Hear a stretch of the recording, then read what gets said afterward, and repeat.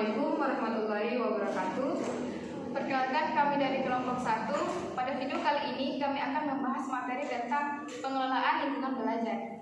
Baik, kami beranggotakan 4 orang, yaitu dengan saya sendiri, Aristen Group dengan NIM 02-2021-01019. Saya Nurdawati Amulia dengan NIM 02-2021-01021. Saya Fatima dengan NIM 02-2021-01007.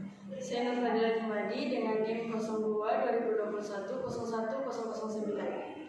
Baik, pada presentasi kali ini kami akan membahas 4 poin, yaitu pertama, pengertian pengelolaan lingkungan belajar, kedua, tujuan pengelolaan lingkungan belajar yang akan dijelaskan oleh Ayu Setianingrum, yang ketiga, macam-macam lingkungan belajar yang akan dijelaskan oleh Fatima dan Nurdawati Amulia, yang keempat, pengaruh lingkungan belajar yang akan dijelaskan oleh sesi B. Ya baik, kita mulai saja presentasi kita. Yang pertama yaitu membahas tentang pengertian pengelolaan lingkungan belajar. Pengelolaan berasal dari kata kelola yang mendapat lingkungan pe dan akhiran an yang mempunyai arti tata laksanaan, tata pimpinan, atau bisa juga disebut dengan manajemen. Menurut Suharsini Adikunto, dalam Saiful, pengelolaan adalah pengadministrasian, pengaturan, dan juga penataan suatu kegiatan. Lingkungan belajar merupakan faktor penentu dalam membangun kemampuan perilaku manusia, atau yang bisa disebut itu siswa. Lingkungan belajar memberikan pengaruh pada proses dan hasil perilaku siswa, baik secara langsung maupun tidak langsung. Penataan lingkungan belajar bagi siswa hendaknya mendapatkan prioritas utama. Dengan demikian, secara sederhana dirumuskan bahwa lingkungan belajar adalah tempat dan juga suasana atau keadaan yang mempengaruhi proses perubahan tingkah laku manusia, yaitu yang dibahas saat ini ialah siswa. B.S. Bloom mendefinisikan lingkungan dengan kondisi, pengaruh, dan pelaksanaan dari luar, meliputi pengaruh fisik, sosial, dan intelektual yang mempengaruhi siswa. Hoy dan Miskel mengatakan bahwa lingkungan kelas adalah organisasi informal dan aktivitas guru kelas yang secara spontan mempengaruhi tingkah laku.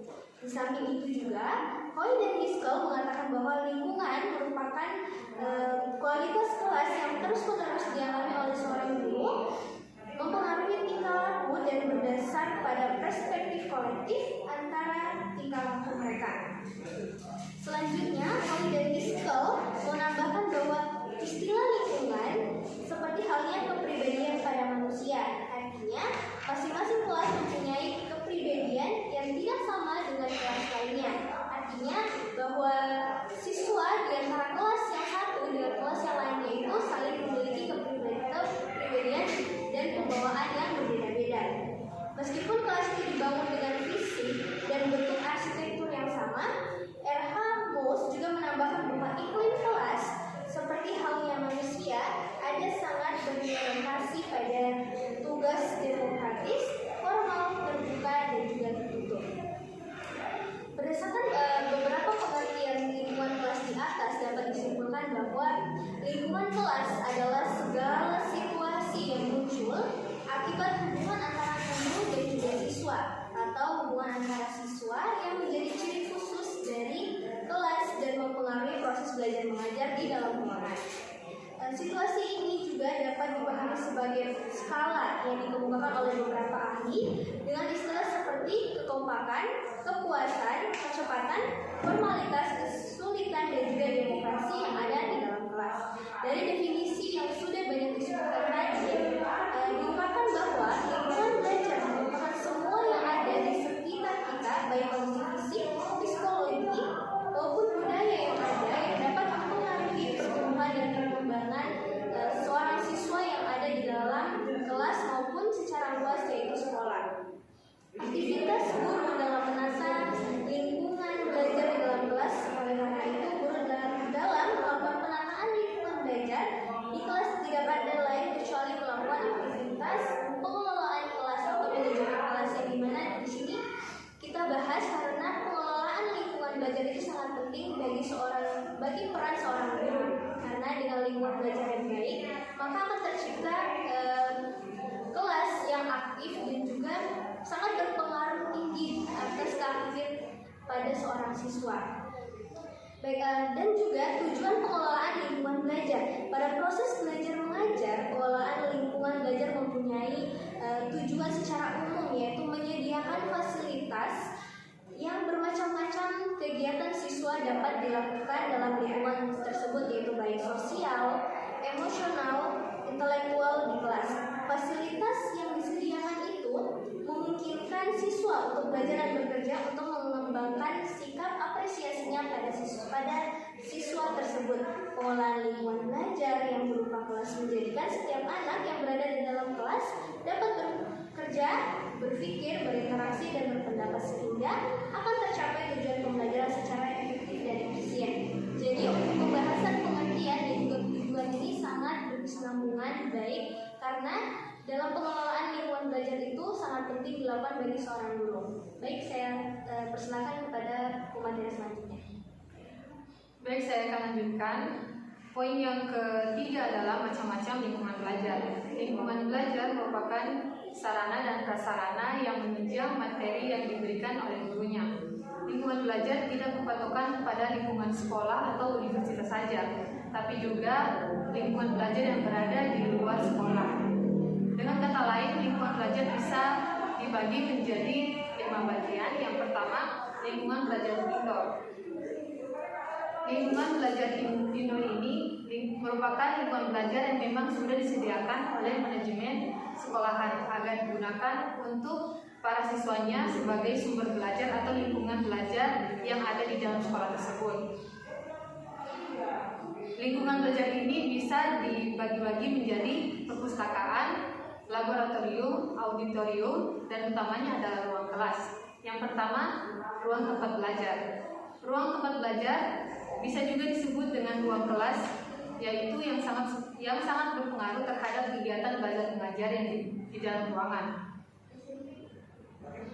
Adapun syarat-syarat kelas yang efisien diantaranya, yang pertama bersih dan rapi, yang kedua ventilasi dan pengaturan cahaya yang baik, yang ketiga perlengkapan dan perabotan kelas masih dalam keadaan baik seperti papan tulis dan penghapusnya, kursi dan meja siswa, kursi dan meja guru, alat kebersihan seperti sapu, pembersih kaca, dan tempat sampah, hiasan dinding, absensi siswa, peraturan kelas, jadwal piket, gambar presiden dan wakilnya, jadwal pelajaran, yang bimbing, dan lain-lain yang menarik. Yang keempat, syarat-syarat yang keempat, sirkulasi udara yang cukup. Yang kelima, jumlah siswa tidak lebih dari 40 siswa. Yang keenam, dapat memberikan keleluasan, gerak, dan komunikasi yang baik antara guru dan siswa. Ruang laboratorium. Sekolah yang efisien harus mempunyai laboratorium sebagai ruang praktik.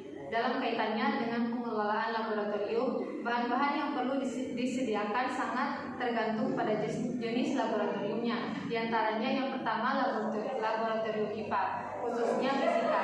Bahan-bahan yang perlu disediakan biasanya berupa bahan-bahan kimia seperti air raksa, air cuka, dan timah.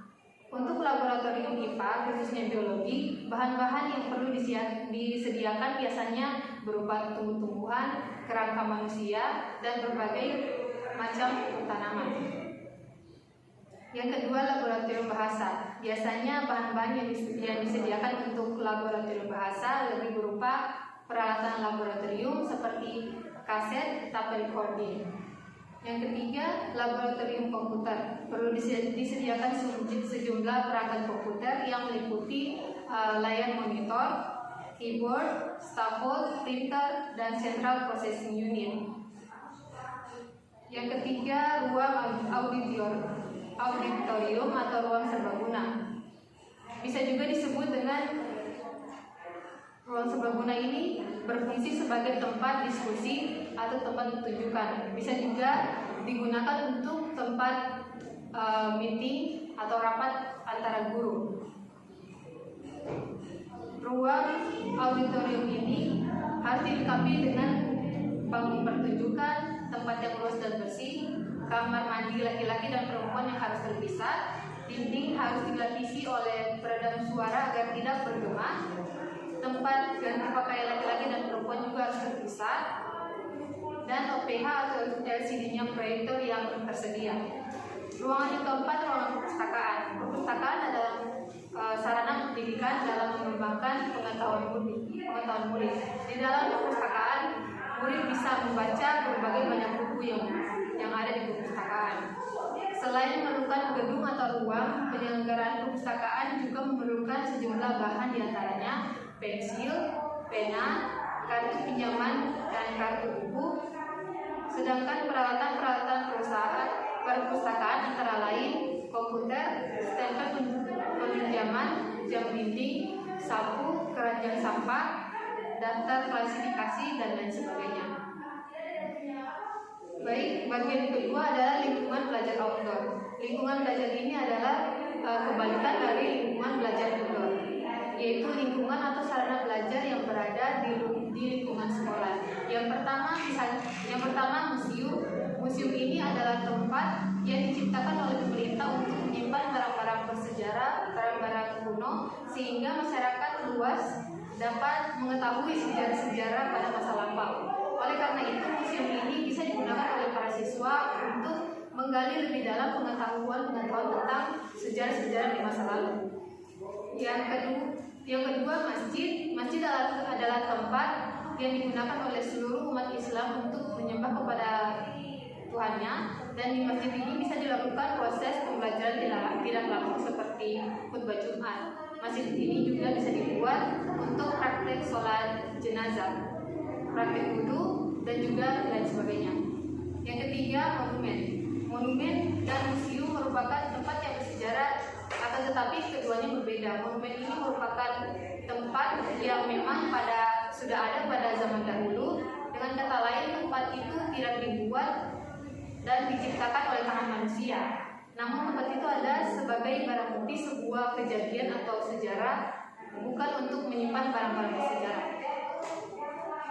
Yang keempat, lapangan. Lapangan identik dengan lahan yang luas tanpa adanya bangunan apapun. Setiap sekolah harusnya memiliki lapangan karena lapangan juga bisa digunakan sebagai sumber seperti dalam belajar olahraga, upacara, dan kegiatan-kegiatan ekstrakurikuler lainnya.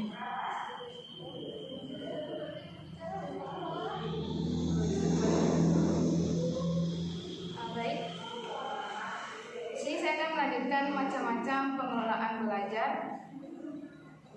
Yang pada poin ketiganya yaitu lingkungan fisik. Baik, lingkungan fisik adalah lingkungan yang memberi peluang gerak dan segala aspek yang berhubungan dengan upaya penyegaran pikiran bagi peserta didik setelah mengikuti proses pembelajaran yang sangat membosankan. Lingkungan fisik ini meliputi sarana dan prasarana pembelajaran yang dimiliki sekolah seperti lampu, ventilasi, bangku, dan tempat duduk yang sesuai untuk peserta didik. Lingkungan fisik yaitu lingkungan yang ada di sekitar peserta didik, baik itu di kelas, sekolah, ataupun di luar sekolah yang perlu dioptimalkan pengelolaannya agar interaksi belajar mengajar lebih efektif dan efisien. Artinya adalah lingkungan fisik dapat difungsikan sebagai sumber atau tempat belajar yang direncanakan atau dimanfaatkan oleh siswa dan guru tersebut. Yang termasuk lingkungan fisik tersebut ialah diantaranya kelas, laboratorium, tata ruang, situasi fisik yang ada di sekitarnya. Poin selanjutnya yaitu lingkungan sosial. Lingkungan sosial berhubungan dengan pola interaksi antar personil yang ada di lingkungan sekolah secara umum. Lingkungan sosial ini pun baik memungkinkan para peserta didik untuk berinteraksi secara baik. Peserta didik dan peserta didik, guru dengan peserta didik, guru dengan guru, atau guru dengan karyawan, dan peserta didik dan karyawan, serta secara umum interaksi antar personil. Kondisi pembelajaran yang kondusif hanya dapat dicapai jika interaksi sosial ini berlangsung secara baik dari awal sampai akhirnya pembelajaran di kelas.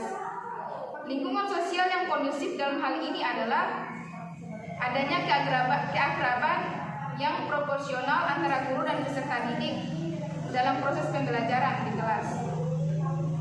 Oleh karenanya, dalam lingkungan sosial, kelas hendaknya juga diciptakan sekondusif mungkin agar suasana kelas dapat digunakan sebagai ajang dialog mendalam dan berpikir kritis yang menjunjung tinggi prinsip-prinsip manusiawi, empati, dan lain-lainnya,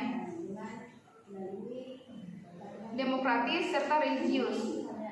Selanjutnya, lingkungan non-fisik atau lingkungan sosial dapat dikembangkan fungsinya, yaitu untuk menciptakan suasana belajar yang nyaman dan kondusif, seperti adanya musik yang digunakan sebagai latar pada saat interaksi proses pembelajaran berlangsung.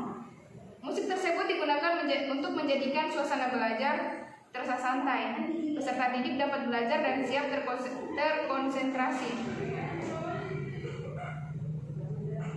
Selain diberikannya musik sebagai menjadikan suasana yang nyaman, seorang guru juga pun bisa menampilkan sebuah yel-yel di sela-sela pembelajaran atau di awal pembelajaran untuk merefreshing, membuat siswa-siswanya itu merasa nyaman dan bisa berkonsentrasi dalam pembelajaran. Bagian yang kelima ialah lingkungan rumah. Lingkungan rumah, terutama orang tua, adalah yang memegang peranan penting serta menjadi guru bagi anak dalam mengenal dunianya. Orang tua adalah pengasuh, pendidik, dan membantu proses sosialisasi anak dalam tumbuh kembangnya.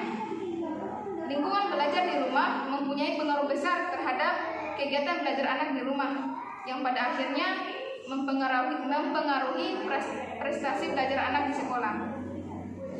Baik, untuk materi selanjutnya saya serahkan kepada rekan saya. Baik, selanjutnya poin keempat, pengaruh lingkungan belajar.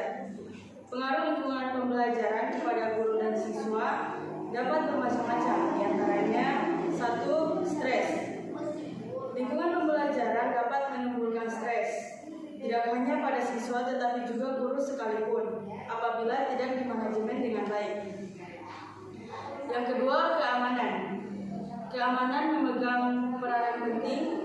Lingkungan yang tidak aman akan tentu saja berdampak amat buruk pada pembelajaran.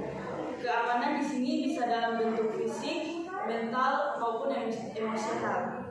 Yang ketiga, akses ke isi materi pelajaran. Lingkungan pembelajaran yang membantu anak mengakses materi pembelajaran akan membantu pula pencapaian tujuan pembelajaran yang diharapkan. Demikian pula sebaliknya. Keempat, pengelompokan sosial. Jangan pernah membuat pengelompokan tertentu yang dapat mengakibatkan adanya jurang pemisah di antara siswa-siswi.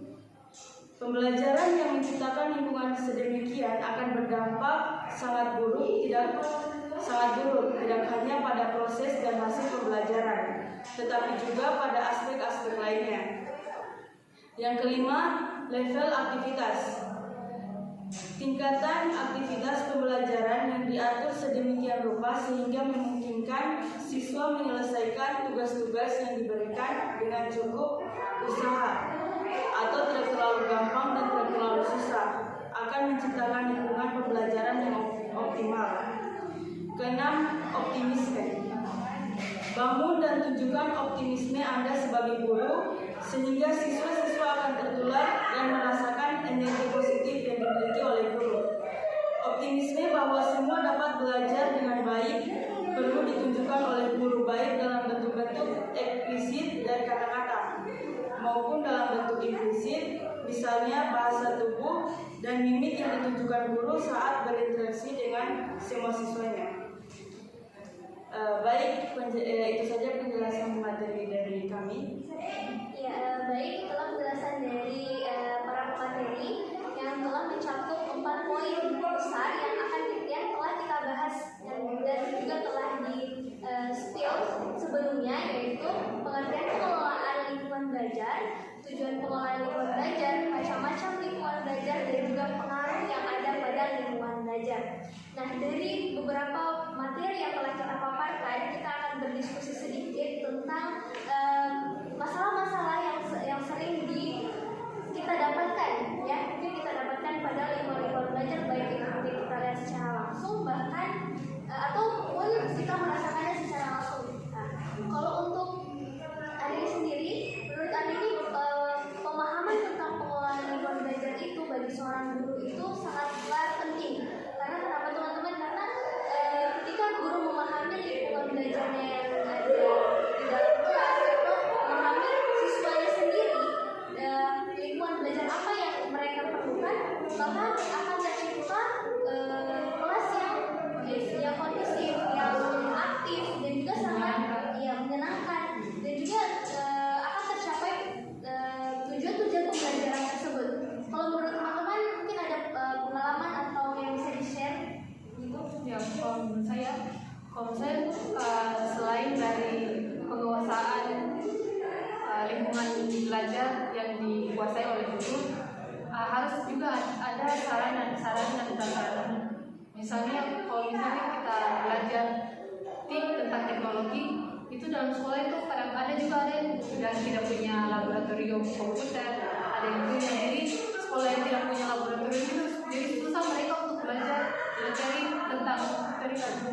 Jadi sarana dan prasarana itu penting.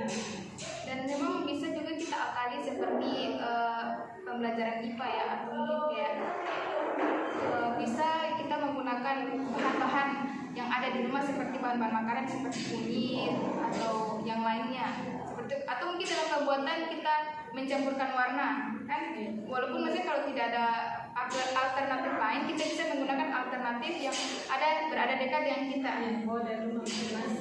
Iya, seperti itu. Kalau memang tidak memiliki ruang laboratorium itu atau memiliki alat-alat yang tidak memadai. Selain daripada ada pengontrolan dari guru, siswa sendiri itu harus memiliki pengontrolan dari orang tua mereka masing-masing. Dan juga di sekolah itu selayaknya ya, seorang guru juga harus memperhatikan psikologis atau pertemanan antara siswa dan siswa lain. Seperti yang kita ketahui, di beberapa sekolah itu sering terjadinya bullying, sehingga itu menjadikan lingkungan belajar yang tidak kondusif, tidak kondusif. serta juga anak-anak itu sudah malas belajar, malas berpikir karena kan sudah ada yang malas sekolah. Ya, karena adanya tekanan dari teman-teman, terus juga guru yang kurang akan kepeduliannya terhadap muridnya. Makanya memang materi yang kita bahas kali ini itu sangat penting, karena memang pengelolaan lingkungan belajar itu hal yang pertama yang perlu seorang guru ketahui dan paham akan kebutuhan seorang siswa, akan kebutuhan dirinya pun dalam membawakan sebuah materi di dalam kelas. Mungkin dari pemaparan kami akan ada sedikit kesimpulan dari materi kami. Saya persilakan kepada rekan saya.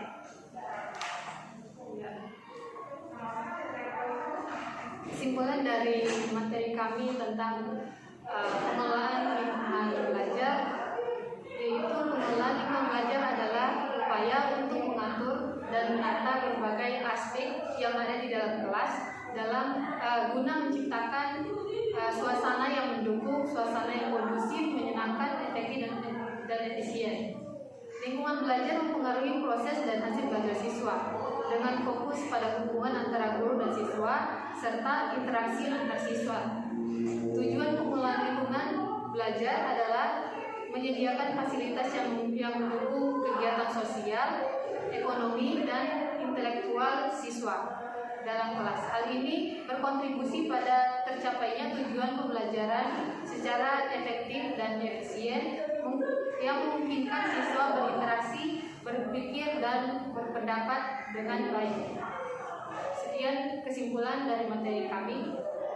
Ya baik, itulah pemaparan materi dari kelompok 1 yang dimana beranggotakan saya sendiri, Andini Bro, Pegawai yang kuliah, Fatima dan juga Fadila Jumadi.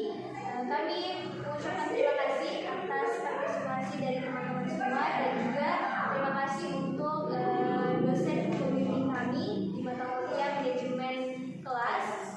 Mohon maaf atas apabila ada kekurangan